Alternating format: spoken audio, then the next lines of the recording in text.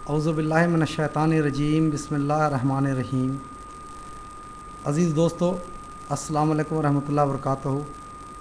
خاکسار جناب اے کے شیخ صاحب کے حضرت مسیح موعود علیہ الصلوۃ والسلام کے ذات مبارک پر کیے گئے الزام کا جواب لیے حاضر ہیں۔ جناب شیخ صاحب نے حضرت مرزا غلام احمد صاحب مسیح موعود و مہدی موعود علیہ الصلوۃ والسلام کی پیشن گوئی کے متعلق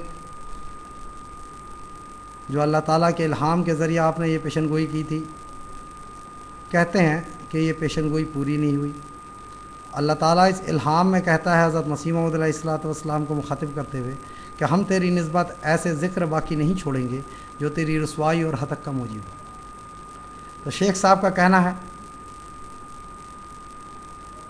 کہ یہ پیشن گوئی تو پوری نہیں ہوئی، کیونکہ میرے ایسا بد زبان بدگو انسان جو ہے مسیح موعود علیہ الصلوۃ والسلام پر زبان درازی کرنے کے لیے تو زندہ ہے۔ تو یہ جو پیشن گوئی میں لفظ ہے کہ ذکر باقی نہیں چھوڑیں گے، تو میرا جو ہے ابھی تک میں کس طرح زندہ ہوں؟ تو کہنے کا مفہوم ہی یہی ہوتا ہے۔ دوستو، مجھے ایک حکایت یاد آئی، وہ کچھ اس طرح ہے، کیونکہ جو اس موقع پر بالکل سوٹ ہوتا ہے۔ وہ اس طرح ہے کہ ایک دن شیخ صاحب اور ان کے ایک دوست جو دیہاتی تھے کھیتوں کے پاس سے جا رہے تھے۔ جب جا رہے تھے تو اس کے بعد جو ہے چونکہ بہت شدید جو ہے گرمی پڑ رہی تھی اور تھک گئے تھے یہ لوگ، تو ایک پیڑ کے نیچے سستانے کے لیے بیٹھ گئے۔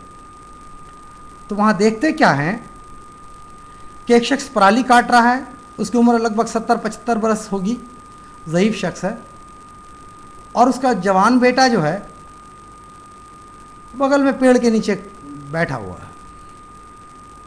اور تھوڑے دیر کے بعد دیکھتے ہیں شیخ صاحب کہ بیٹا جو ہے جوتی اٹھا کے اپنے باپ کو مارتا ہے۔ شیخ صاحب طیش میں آ جاتے ہیں،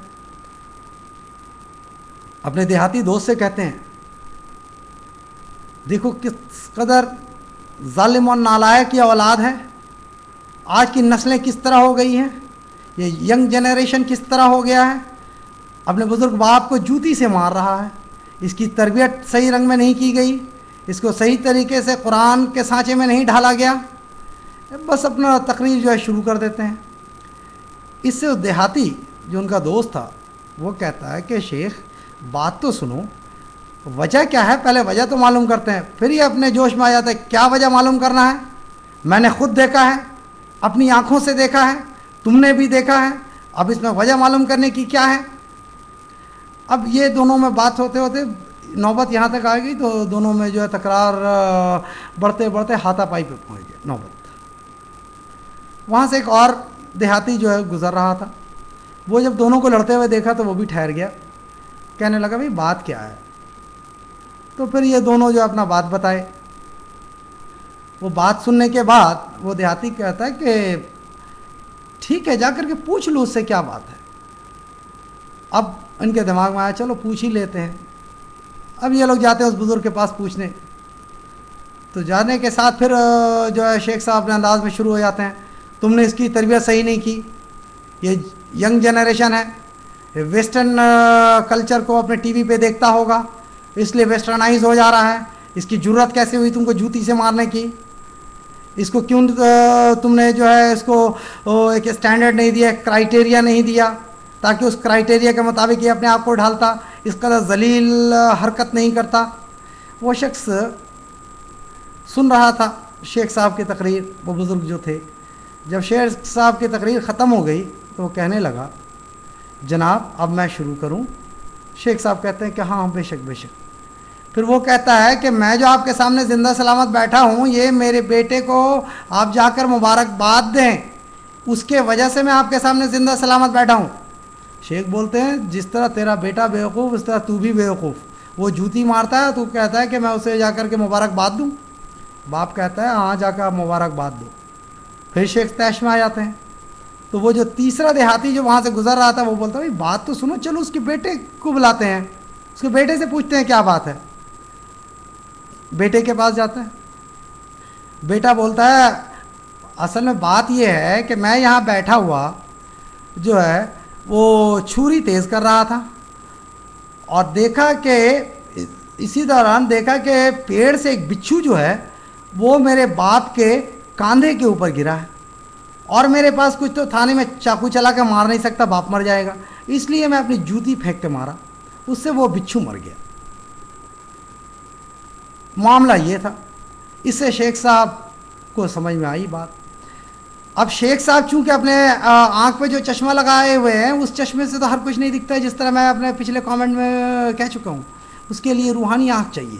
تو حضرت مرزا صاحب کے متعلق جو اللہ تعالیٰ نے یہ الہاماً یا حضرت مرزا صاحب کو یہ خوشخبری دی ہے کہ ہم تیری نسبت ایسے ذکر باقی نہیں چھوڑیں گے جو تیری رسوائی اور ہتک کا موجب ہو، یہ بالکل قرآن کے عین مطابق ہے، کیونکہ قرآن میں اللہ تعالیٰ فرماتا ہے رسول کریم صلی اللہ علیہ وسلم تمام کے ذریعہ تمام مسلمانوں کو مخاطب کرتے ہوئے کہ ہم نے تیرے لیے آج دین کو مکمل کر دیا ہے اور اسلام اس کو چنا ہے۔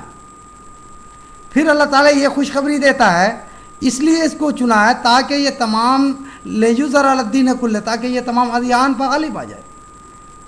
اب میں شیخ صاحب آپ سے پوچھتا ہوں کہ کیا اللہ تعالیٰ نے یہاں جھوٹ سے کام نہیں لیا؟ نعوذ باللہ، کیا اللہ تعالیٰ نعوذ باللہ علی من ذالک اپنے وعدے کو پورا کرنے میں پوری طرح ناکام رہا ہے؟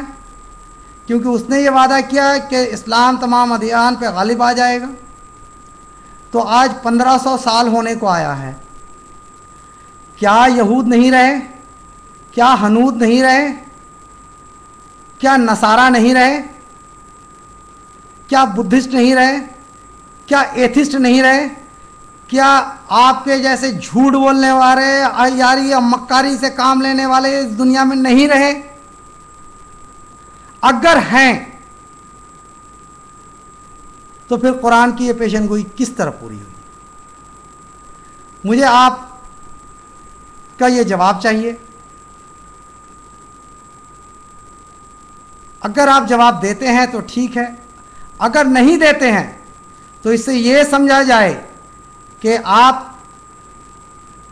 نے حضرت مسیح موعود علیہ الصلوۃ والسلام کے اس الہام کو کے معنی و مفہوم کو اب سمجھ لیا ہے اور اس بات کا اقرار کر لیا ہے کہ مرزا صاحب کو اللہ تعالیٰ نے جو الہاماً یہ فرمایا کہ ہم تیری نسبت ایسے ذکر باقی نہیں چھوڑیں گے جو تیری رسوائی اور ہتک کا موجب ہو، وہ بالکل صحیح اور درست ہے۔